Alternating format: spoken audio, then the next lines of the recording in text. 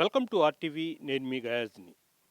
నెల్లూరు నగర శివారు ప్రాంతంలో ఉన్న ఆర్డిటి కాలనీలో ఉన్నాం. కరెక్ట్ 3 నెలల కిందట గంజాయి రౌడీ మూకుల చేతుల్లో అతి కిరాతకంగా హత్యకు గురి కాబడ్డ పెంచిలే ఇంటి వద్దున్నాము. అయితే ఈ ఘటన 3 నెలల కిందట రాష్ట్ర వ్యాప్తంగా సంచలనం కలిగించింది. అయితే గంజాయి విక్రయించకూడదు, యువత చెడిపోతూ ఉంది ఈ గంజాయి తాగని. గంజాయి వద్దంటూ పోరాటం చేసిన పెంచిలేను అతి కిరాతకంగా హత్య చేశారు.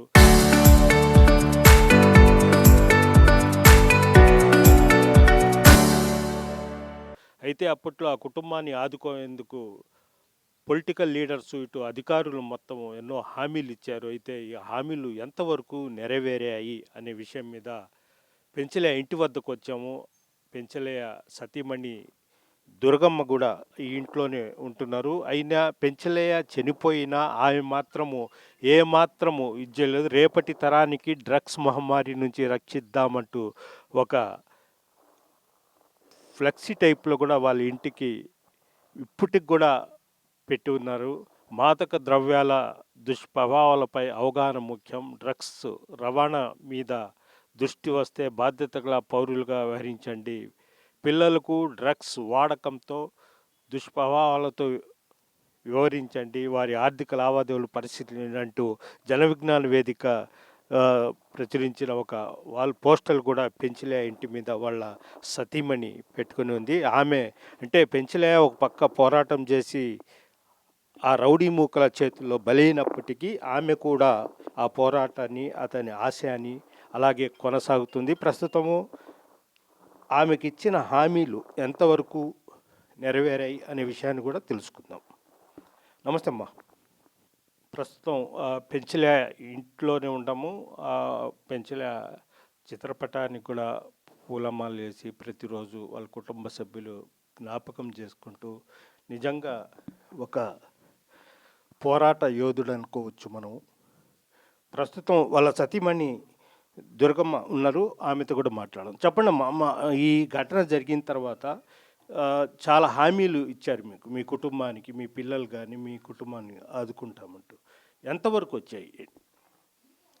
ఇదైతే మొదలుపెట్టినప్పటి నుంచి కొంచెం జరుగుతున్నట్టయితే లేదు, కానీ పనులైతే అక్కడ వెళ్ళి ఆ కాగితాలు తేవడం అవి ఇవి, అంటే నేను 10th వరకే చదువుకున్నాను, ఒకటి ఫెయిల్ అయ్యాను. కాగితాలు తేవడం అవన్నీ చేస్తున్నాము. కాకపోతే ఇంకొంచెం తొందరగా, అంటే 3 నెలలు పూర్తి అయిపోయింది. పిల్లలు ఉన్నారు, వాళ్ళ భవిష్యత్తు ఉంది. ఇంకా ఆయన వెళ్ళారని ఆయన్నే తలుచుకుంటూ ఉండలేం కదా, ఇవన్నీ జరగవు కదా. కొంచెం ముందుకి త్వరగా తీసుకెళ్ళి ఉంటే ఇంకా కొంచెం బాగుండు. కాకపోతే నిదానంగా జరుగుతున్నాయి పనులు. ఇప్పుడు పెంచలే మీదే ఈ కుటుంబం, మీరు మీ పిల్లలు ఆధారం. అయితే పెంచలే పోయిన తర్వాత మీకు ఆర్థిక పరిస్థితి ఏంటి, ఎలా మీ బాటి ఎలా ఉంది? సార్ ఇప్పుడు మా సిపిఎం పార్టీ ద్వారా వాళ్ళు వీళ్ళు కొంచెం ఇచ్చున్నారు. అవి కొంచెం ఖర్చులకు పెట్టుకొని అప్పుడే డిపాజిట్ చేస్తున్నారు. అంటే ఉంటే ఇంక భవిష్యత్తు కదా అని చెప్పి కొంచెం కష్టంగానే ఉంది సార్.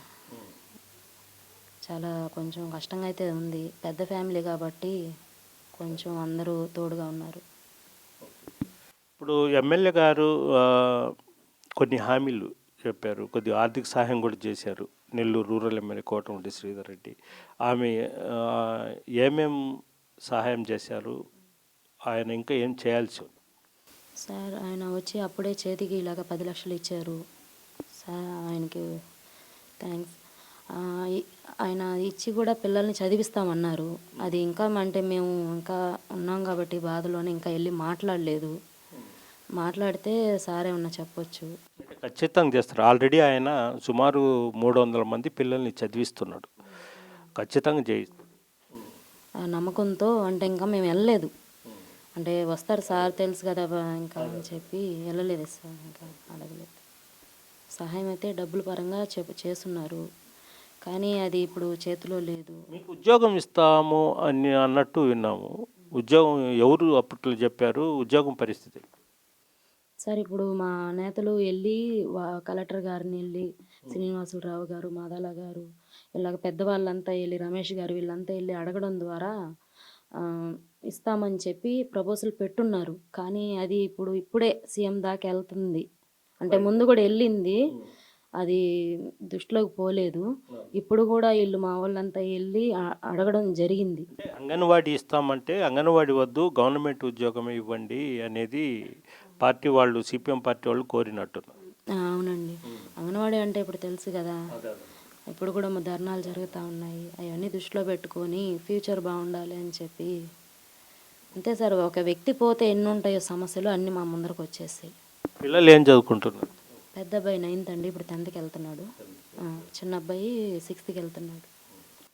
ఒక పక్క నుంచి ప్రభుత్వం అంటే డిప్యూటీ సీఎం పవన్ కళ్యాణ్ ఈ గంజాయి రహిత రాష్ట్రంగా తీర్చిదిద్దాలని పోరాటం చేస్తున్నారు. అందులో భాగంగానే పెంచలయ్య కూడా ఆ గంజాయి వద్దనే ప్రాణాలు పోగొట్టుకున్నారు. మీరేమైనా పవన్ కళ్యాణ్ని కలిశారా? కలవడానికి అవకాశం లేదా? తెలియకపోలేదా ఏంటి? సార్ కొంతమంది అయితే వచ్చి చెప్పారు మీరు కలిస్తే బాగుంటుందని, కొన్ని వీడియోలు కూడా ఇచ్చున్నాము. నేనైతే ఇంకా సార్ నువ్వేమనుకుంటున్నావు మాట్లాడండి అమ్మా అని వీళ్ళు సిపిఎం వాళ్ళు చెప్పారు. మేము అలాగే మాట్లాడాము. కానీ సార్ దృష్టి దాకా పోలేదని తెలిసింది. కానీ వీళ్ళు ఇప్పుడు నాకు తోడుగా ఉన్నది సిపిఎం వాళ్ళు కాబట్టి ఇంత మాత్రం అంటే నాకు న్యాయం ఇంకా జరగలేదు, ఏది ఆర్థిక పరిస్థితి నా దాకా రాలేదు. అయినా కూడా వాళ్ళు ఉన్నారు కాబట్టి ముందుకు వెళ్తా ఉన్నాను సార్. అలాగే ఈ పెంచలయ్య కూడా సిపిఎం సిద్ధాంతాలు ఆతోనే బతికారు. సిపిఎం సిద్ధాంతాలు, ఆయన స్పిరిచువల్ క్లాసు అన్నీ అవి మాకు కొంచెం పంచారు కాబట్టి మేము వెళ్తున్నాం సార్ ముందుకి. ఇప్పుడు పెంచలయ్య ఈ గంజాయి మీద పోరాటం చేసి ప్రాణాలు పోగొట్టుకున్నారు. అయితే మీరు కూడా ఇప్పుడు కూడా గంజాయికి వ్యతిరేకంగానే బయట ఇంటికి వాల్ పోస్టులు ఇచ్చేశారు. మీకు కానీ మీ పిల్లలు కానీ ఏమైనా జరగవచ్చు అనే భయం అనేది లేదా? ఉంటుంది కదా సార్ కొంచెమైనా.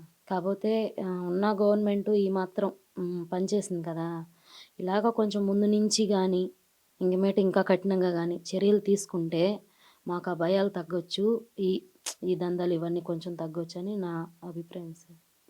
ఇంతవరకు అయితే బాగానే జరుగుతుంది. ఇంకొంచెం వేగవంతంగా కఠినంగా అంటే ఇంకా ఉందని చెప్పి చెప్తా ఉన్నారు. అంటే పెంచలయ్య ఉన్నప్పుడు చాలా విపరీతంగా అమ్మేది, విచ్చలవిడితనం ఉండేది. పెంచలయ్య చివరికి ఆ గంజాయి రౌడీ మూకలతో పోరాడుతూ ప్రాణాలు కోల్పోయారు. ఇప్పుడు ఈ కాలనీ మొత్తం మీ వెంట ఉన్నారు.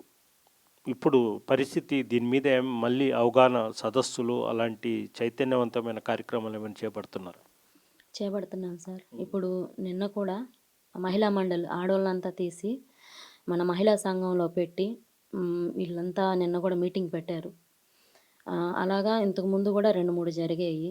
అవి జరుగుతూ ఉంది. ఇంకమేంటి ఇలా జరగకూడదు. ఇలాగ ఒక మనిషి ప్రాణం అంటే అసలుకి ఒక ఇంటికి అది ఉపాధి లేనట్టు సార్. అవన్నీ జరగకూడదని చెప్పి జరుగుతూ ఉంది. అంత ఎక్కువైతే జరగడం లేదు. మీ ఇద్దరు పిల్లలు చాలా తెలివంతమైన పిల్లలు. అదిగాక పెంచలయ్య నిరుపేద కుటుంబం నుంచి వచ్చాడు. చదువుకుంటేనే మనం ఏదైనా సాధించవచ్చు అనేది పిల్లలకు పదే పదే చెప్పాడు. ఒక అబ్బాయి అయితే ఐఏఎస్, ఒక అబ్బాయి ఐపీఎస్ చదవాలని వాళ్ళు ఇది ఉన్నారు. వాళ్ళ పరిస్థితి ఏంటి? అదే సార్, ప్రస్తుతానికైతే ఇప్పుడు నాకు ఇంకా జాబ్ రాలేదు, ఆర్థిక సహాయం ఏం రాలేదు. అంటే ఇక్కడ ఉండాలో లేదా అన్న ఒక ఇదితో ఉన్నాం. అంటే స్థలం కూడా ఏం రాలేదు, ఇవే రాలేదు. ఇంకా ఆలోచించాలంటే ఇంకా స్ట్రెస్గా ఉంది. పిల్లల్ని అయితే ఎలా కష్టపడైనా చదివించాలి సార్. అది అదే స్కూల్లో చదువుకుంటున్నారు. చదివిస్తున్నారు సార్. మేడం వాళ్ళు మా పిల్లలు లాంటి వాళ్ళని చెప్పి వాళ్ళు ఫీజులు వద్దని చెప్పి ఇప్పుడు వాళ్ళు ఫ్రీగా చదివిస్తున్నారు సార్. మైథిలి స్కూల్ మ్యామ్ వాళ్ళకి ధన్యవాదాలు సార్, వాళ్ళు చదివిస్తున్నారు. అంటే మీకు చాలా అప్పట్లో పెంచలయ్య చనిపోయిన కొత్తలో చాలా హామీలు ఇచ్చారు. అవన్నీ 3 నెలలైనా ఇంతవరకు పరిష్కారం కాలేదనుకోవచ్చా? పరిష్కారం అయితే అవ్వలేదు సార్. కానీ అయితే బాగుంటుందని రిక్వెస్ట్ చేస్తూ ఉన్నాను సార్. కొంచెం త్వరగా చేస్తే పిల్లలు భవిష్యత్తు మాకు ఇంకా ఆధారం అన్నీ జరగాలి కదా సార్. కలెక్టర్ కానీ ఎస్పీ గారిని కలిసారు ఏమైనా? ఫస్టు వెళ్ళి కలిసాను సార్. మళ్ళీ గూడా పార్టీ వాళ్ళు వెళ్ళి కలవడం జరిగింది. అది చెప్పారు ఇలాగమ్మా వస్తదంట అని చెప్పి. అంతే సార్. కానీ ఇంక ఇంతవరకైతే ఖచ్చితంగా అయితే రాలేదు సార్. చెప్పిన హామీలైతే ఇంకా నెరవేరలేదు. అంటే పార్టీ సపోర్ట్‌తోనే మీరు సీఎం గానీ, అదేవిధంగా డిప్యూటీ సీఎం పవన్ కళ్యాణ్ గారిని కలిసే అవకాశాలు ఏమైనా ఉన్నాయా? అనుకుంటున్నారా కలవాలని? యాహ్! సార్. అంటే వీళ్ళైతే ప్రపోజల్ పెట్టున్నారు. వాళ్ళు అనుకోవాలి కదా సార్ మాతో కలవాలి అని. అంటే కుటుంబ కలహాలు అవి ఇవి ఏదైనా రోడ్లేయాలి వాటిలకైతే ఎక్కువ స్పందిస్తున్నారు. ఇది మనిషి ప్రాణమే పోయింది. కొంచెం తక్కువ స్పందిస్తున్నారు అనిపిస్తుంది సార్. అంటే ఇప్పుడు ఎగ్జాంపుల్ మొన్న ఫైర్ జరిగే ఒక్కొక్క మృతుని కుటుంబానికి 50,00,000 రూపాయలు వంతునిచ్చారు. అదేవిధంగా గంజాయి మీద పోరాటం చేసి ప్రాణాలు పోగొట్టుకున్నారు. అలాంటి వ్యక్తికి కనీసం ప్రభుత్వం నుంచి ఒక పైసా కూడా మీకు ముట్టినట్లేదు. లేదు సార్ ముట్టలేదు ఇంకా. ఇంకా సహాయం ఏం రాలేదు సార్. కనీసం మీరు లెటర్ రూపంలోనా మెసేజ్ల రూపమైనా ఏమైనా పవన్ కళ్యాణ్కి ఏం చెప్తారు మా ఆర్టీవీ తరపున? చెప్పాలని అనుకుంటున్నాను సార్. ఎందుకంటే ఇది ఒక మంచి విషయం మీద పోరాటం జరిగిన వ్యక్తి కథ. ఆయన దాకా వెళ్తే ఏమైనా స్పందిస్తే బాగుంటుంది అని అనుకుంటున్నాను సార్. ఇంతకుముందు కూడా ఇచ్చాము. ఆ స్పందన అయితే ఏం రాలేదు. ఇంకా వేరే వేరే జరుగుతున్నాయి. అలాగ అనుకోనైనా కూడా స్పందించాలి కదా సార్. ఏదైనా చిన్న రోడ్ల విషయం అయినా ఇంకేదైనా ప్రాబ్లం ఆర్థిక సహాయం మనుషులు ఉండి కూడా అలాగా వాటికి స్పందిస్తున్నారు. ఇక్కడ ఒక మనిషి అదే ప్రాణమైపోయింది ఇంకా స్పందించట్లేదు. అది బాధగా ఉంది సార్. ప్రస్తుతము మీకు ఇల్లు ఇదే, సొంత ఇల్లు అనేది ఏం లేదుగా? ఏం లేదు సార్. ఇది కూడా ఆయన పేరు మీద ఉంది. అంటే మా అత్తమ్మ గారి ఇల్లు మా పేరు పెట్టి రాపించుకున్నాం. మా పేరు మీద వచ్చింది సార్. అంటే మీకు ఎట్టయినా కుటుంబం జరగడం కష్టంగానే మారింది. అంతే కదా సార్. పెంచులు ఏం చేసేవాళ్ళము? సార్ తను డిప్లొమా చదువుకుంటాం అనుకున్నారు. అది వాళ్ళ అక్క చెల్లెళ్ళు ముగ్గురు ఇద్దరు తమ్ముళ్ళు అందరూ ఉండడం వల్ల ఇంకా పనికి పోవాలి అలా ఇలా అని చెప్పి ఐటీఐ చదువుకొని హౌస్ వైరింగ్ చేస్తూ నన్ను పెళ్లి చేసుకున్నారు. పెళ్లి చేసుకున్న తర్వాత ఇంకా పిల్లలు ఇవన్నీ అయిపోయిన తర్వాత అది వచ్చిన డబ్బులు చాలట్లేదు అని చెప్పి రీసెంట్గానే సెటికుండ రోడ్లో ఇనుమంగడి పెట్టారు సార్. అక్కడి నుంచి ఇంకా ఇంటికి వచ్చిన తర్వాత ఏరియాలో అదే కార్యక్రమాలు అవి చేయడం జరిగింది సార్. అంటే మేము బోడిగొడ తోటలో ఉన్నన్ని రోజులు అక్కడ కొంచెమే జరిగింది దీనిపైన పోరాటం. ఇక్కడికి రాగానే ఏంటంటే విచ్చలవిడైపోయి ఎక్కువైపోయి అంటే మనం ఉన్నాం కదా, మనం ఉండి దాన్ని ఎదిరించాలి కదా అన్న దాని మీద ఆయన వెళ్ళడం జరిగింది సార్. అంటే ఊరికి ముందు నిలబడ్డాడు. అందరిని ముందు నిలబెట్టి ఆయనకి నిలబడి ఉంటే ఏమై ఉండేది కాదు. ఇది పరిస్థితి. ప్రస్తుతము పెంచలయ్య ఈ గంజాయి మూకల చేతుల్లో అమరుడై నేటికి 3 నెలలు గడుస్తున్న ఆమెకి ఇచ్చిన హామీలు ఏమి నెరవేరలేదు. కేవలం నెల్లూరు రూరల్ ఎమ్మెల్యే కోటంరెడ్డి శ్రీధర్ రెడ్డి మాత్రము 10 లక్షలు డబ్బు నగదు ఆయనకు అందజేయడం జరిగింది. అదేవిధంగా పిల్లల్ని కూడా చదివిస్తామని కూడా హామీ ఇవ్వడం జరిగింది. అయితే ఆ తర్వాత ప్రభుత్వం నుంచి ఒక చిరుగవ్వ కూడా ఆ కుటుంబానికి అందలేదు. అయితే కష్టకాలంగానే బండి నడుస్తుంది అనుకోవచ్చు. మీరేంది ఇందాక చెప్పారు? ఈ ఏరియాలో కూడా మూడు ఫ్యామిలీ మీద దాడి చేశారు సార్ కామాక్షి వాళ్ళు మనుషులు. మీ పెంచలే అన్నగా అక్క వాళ్ళు ఇక్కడ బంగాగు అమ్మి పిల్లలు సులేసన్లు బంగాగులు తాగేసి ఇక్కడ ఈ ఏరియాలోనే ఒక 3 ఫ్యామిలీ మీద దాడి చేశారు. ఆ చదువుకునే పిల్లలు 2 ఆడపిల్లలు, ఒక ఆమెను సరుడంతా తెంపేసి ఆమెను కొట్టడం, ఇంకొక అబ్బాయిని కాలు కత్తితో నరికేయడం, వాడికి 8 కుట్లు దాకా పడింది. ఇంకొక ఇంట్లో పోయి బీరు బాటిలన్నీ కొట్టి వాడు జేమ్స్ అనే పిల్లడు ఇన్ని చేశారు. ఇన్ని చేస్తున్నా కానీ ఈ ఏరియాలో ఒక్కరు కూడా దాన్ని అది ఏందని అడిగి పెద్ద మనుషులు ఉన్నారు, గుడికి పెద్ద మనుషులని ఉన్నారు కానీ ఎవరు ఈ మధ్య జరిగింది పెంచలే చనిపోయిన తర్వాత పెంచలయ్య ఉన్నప్పుడే ఇదంతా జరుగుతూ ఉంది. అంటే ఇప్పుడు దీంట్లో ఇలా మనం ఏరియాలో కమిటీ పెట్టాలా, ఈ బంగాగను ఆపాలా అనే దాని సంకల్పం చేసేదానికి కారణం కూడా ఇలా జరగడం ద్వారానే పెంచలయ్య దిగాడు. అంటే ఒక ట్రిప్కి ఒక 6 మంది 7 మంది ఉట్టి మగవాళ్ళు, మిగతా వాళ్ళందరూ ఆడవాళ్ళు అందరూ ఆడవాళ్ళు కూడా తాగేసి విచ్చలవిడిగా వచ్చి ఆ ఇంటి మీద చెత్తగా దాడి, రాళ్ళతో, సీసా పెంకులతో, సీసాలతో, కత్తులు, రాడ్లు, ఆ మగవాళ్ళ చేతిలో, ఆడవాళ్ళు దేంతో పడితే దాంతో కొట్టడం. అలాగా ఒక 3 ఫ్యామిలీని దాడి చేశారు. అది స్టేషన్ దాకా పోయింది. 3 ఫ్యామిలీది పోయింది స్టేషన్ దాకా. అయినా పోలీసు వాళ్ళు ఏం స్పందిస్తున్నారో ఏమో కానీ వాళ్ళు ఇంత అరాజకం చేస్తున్నా అదేందని అడిగేదానికి లేనట్టు వాళ్ళు అక్కడికి వెళ్ళి పోలీసు వాళ్ళనే కాంప్రమైజ్ చేసి వెళ్ళిన వాళ్ళ మీద కేసు పెట్టేలాగుంది. అంటే నాకు దెబ్బ తగిలి నేను వెళ్తే వాళ్ళు తిరిగి మా మీద మమ్మల్ని రివర్స్ అడుగుతున్నారు. మీరు కూడా వాళ్ళే మీరు అదే చేస్తున్నారు అంటే వాళ్ళు తప్పు చేసిన వాళ్ళని పిలిచి వాళ్ళని దండియడం వదిలేశారు. అది అక్కడ వాళ్ళు కేసు పెట్టినప్పుడు మీరు స్పందించుంటే ఇప్పుడు ఈరోజు పెంచలయ్య దిగి ఇంత పోరాటం చేసి అడగాల్సిన అవసరం ఉండదు కదా సార్. మీరు కరెక్ట్గా అది ఉండుంటే ఈరోజు పెంచలయ్య దిగి ఈ పని చేయాల్సిన అవసరం ఉండదు కదా. పోలీస్ కరెక్ట్గా ఉంటే ఈ దుస్థితి కూడా వచ్చేది కదా. ఇప్పుడు 3 జరిగింది. అది కూడా మీరు కావాలంటే పోలీస్ స్టేషన్కి వెళ్ళి ఆ లిస్ట్ ఉంటుంది కాబట్టి మీరు తీసి చూస్తే తెలుస్తుంది. ఎందుకంటే ఒకే సంవత్సరంలోనే ఒకేసారి 2 నెలల్లోనే 2 సార్లు జరిగింది.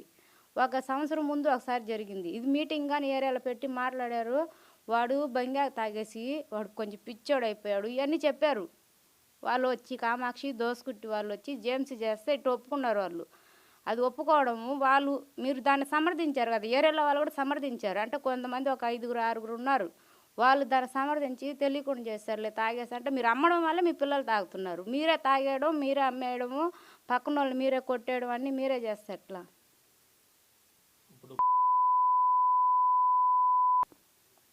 రాలేదంట సార్. మేము రాకూడదని అనుకుంటున్నాం సార్. వాళ్ళు ఇంత మాత్రం చేశారు. వీళ్ళు ఇప్పుడు మీరు గట్టిగా స్పందించి తీసుకొని ఇప్పుడు ఈ 3 సార్లు ఏరియా మీద దాడి జరిగినప్పుడు మీరు గట్టిగా ఉండుంటే ఈరోజు పెంచలేదు దిగేవాడు కాదు. ఈ సమస్య మా ఇంటి దాకా వచ్చేది కాదు సార్. మా అన్నైనా తమ్ముడైనా మా పెంచలయ్యే మాకు. ఇది పరిస్థితి. ఇప్పుడు పెంచలయ్య చెల్లెలు అక్క అంటే పెంచలయ్య వాళ్ళ అక్క చెల్లెలతో పాటు భార్య బిడ్డల్ని కూడా పెంచలయ్య మీదే ఆధారపడి జీవనం సాగించేవాళ్ళు. అయితే పెంచలయ్య చనిపోయిన తర్వాత ఆ కుటుంబం కుప్పకూలిపడి అయినట్టయిపోయింది. అప్పట్లో ప్రభుత్వాలు ఇస్తామన్నా సహాయం చేస్తామన్నవి ఇంతవరకు ఏమీ నెరవేరలేదు. అదేవిధంగా ఎవరైతే పెంచలయ్యని హత్య చేశారో వాళ్ళంతా జైలు నుంచి మళ్ళీ వచ్చి ఈ ప్రాంతంలోనే ఉండే ప్రమాదం కూడా ఉంది. ఓ పక్క ఆర్థికపరమైన ఇబ్బందులు, మరోపక్క వాళ్ళు వచ్చి మళ్ళీ ఏం చేస్తారో అన్న భయం కూడా ఆ కుటుంబానికి వెంటాడుతుంది. ఇప్పటికైనా ఉన్నత స్థాయి అధికారులు ఆ కుటుంబాన్ని ఆదుకోవాల్సిన అవసరం ఎంతైనా ఉంది. ఆమెకు ఏదో ఒక చిరు ఉద్యోగం ఇచ్చి ఆ పిల్లలను చదివించి ఆర్థికంగా వాళ్లకు బలపడే విధంగా చేయాలి. అదేవిధంగా ఈ ప్రాంతంలో ఎవరైతే పెంచలేని హత్య చేశారో వాళ్లను ఈ ప్రాంతంలో రానియకుండా ప్రభుత్వం కూడా కఠిన చర్య తీసుకోవాలంటూ ఈ కాలనీ వాసులు కూడా కోరుతున్నారు. వీడియో జర్నలిస్ట్ ప్రదీప్తో గయాజ్, ఆర్టీవీ.